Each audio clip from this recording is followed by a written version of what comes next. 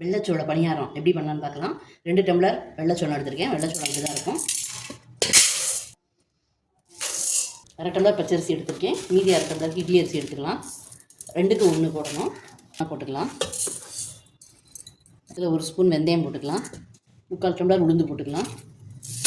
ரெண்டையும் வாஷ் பண்ணிவிட்டு தனித்தனியாக ஊற வச்சிடலாம். 4 மணி நேரம் ஊறட்டும்.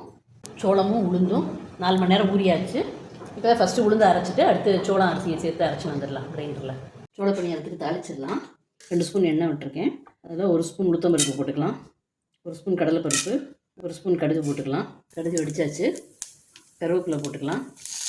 2 பச்சை மிளகாய் பொடியாக கட் பண்ணி வச்சுருக்கேன், அதை சேர்த்துடலாம். 2 பெரிய வெங்காயம் கட் பண்ணி வச்சுருக்கேன், அதையும் போட்டுக்கலாம். வெங்காயம் வதங்கிறதுக்கு கொஞ்சமாக உப்பு போட்டுக்கலாம்.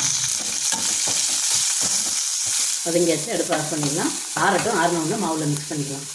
மாவு அரைச்சாச்சு. தேவையான அளவு உப்பு போட்டுக்கலாம். 5 மணி நேரம் அப்படியே இருக்கட்டும், அதுக்கப்புறமா பார்க்கலாம். 5 மணி நேரம் ஆச்சு. அரைச்சி இதில் வதக்கினதை போட்டுக்கலாம். மிக்ஸ் பண்ணிக்கலாம். எல்லாத்துலேயும் எண்ணெய் விட்டுக்கலாம், இல்லை மாவு விட்டுக்கலாம். திருப்பி போட்டுக்கலாம்.